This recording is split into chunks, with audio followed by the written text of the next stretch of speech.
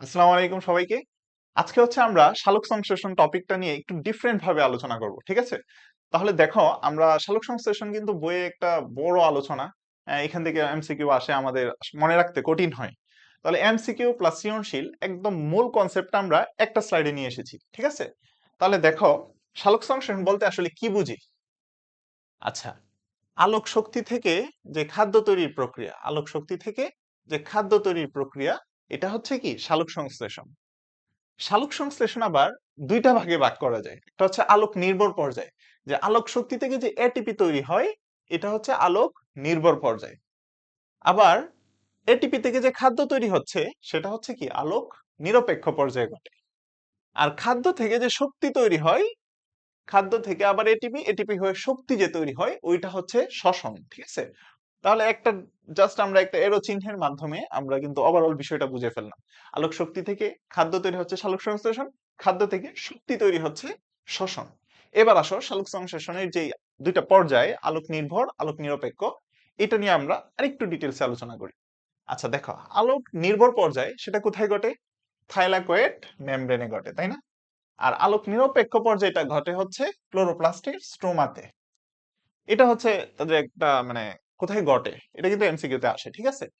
আচ্ছা, এবার দেখো, আলোক নির্ভর পর্যায়ে হচ্ছে কি ঘটে? ফটোফসফোরাইলেশন ঘটে। ফটোফসফোরাইলেশন বিষয়টা কি? যে আলোক শক্তি থেকে যে এটিপি তৈরির প্রক্রিয়া, আলোক শক্তি থেকে এটিপি তৈরির প্রক্রিয়া, এটা হচ্ছে কি ফটোফসফোরাইলেশন। এটা আবার দুই ধরনের। একটা হচ্ছে অচক্রিয় ফটোফসফোরাইলেশন, একটা হচ্ছে কি চক্রীয় ফটোফসফোরাইলেশন। অচক্রিয়তে কি ঘটে? এখানে ফটোসিস্টেম আছে দুই ধরনের, ফটোসিস্টেম 1, ফটোসিস্টেম 2। আচ্ছা, তাহলে অচক্রিয় পর্যায়ে ফটোসিস্টেম 1, 2 দুইটাই অংশগ্রহণ করে, ঠিক আছে? এবং এরা কি উন্নত উদ্ভিদে ঘটে অচক্রিয় ফটোফসফোরাইলেশন। তাহলে উন্নত উদ্ভিদে কোনটা ঘটে? অচক্রিয় ফটোফসফোরাইলেশন। এখানে দুইটা সিস্টেমই কাজ করে, ফটোসিস্টেম 1, ফটোসিস্টেম 2।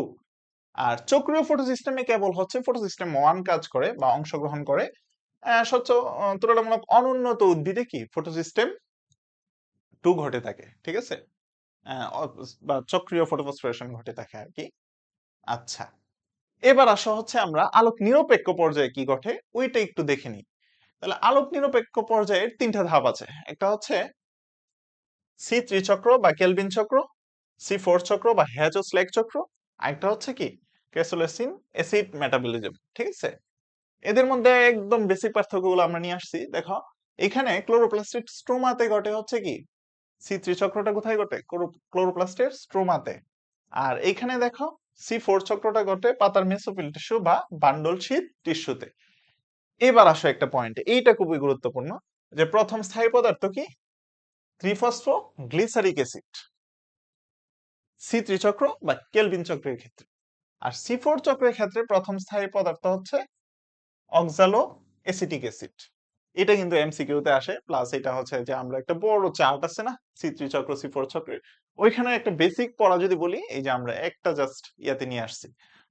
আর ক্রেসোলিসিন অ্যাসিড মেটাবলিজম এটা ঘটে মূলত কিছু গোত্রীয় উদ্ভিদ, যেমন পাথরকুচি গোত্রীয় উদ্ভিদের ক্ষেত্রে এটা ঘটে থাকে। এই হচ্ছে সালোক সংশ্লেষণের একটা ওভারভিউ।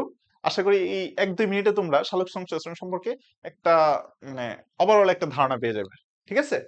তাহলে এই ছিল আজকে আমাদের কন্টেন্ট। নেক্সট ইনশাল্লাহ অন্য কোনো ভিডিওতে দেখা হবে। আশা করি তোমরা সে পর্যন্ত সুস্থ এবং ভালো থাকবে। ধন্যবাদ।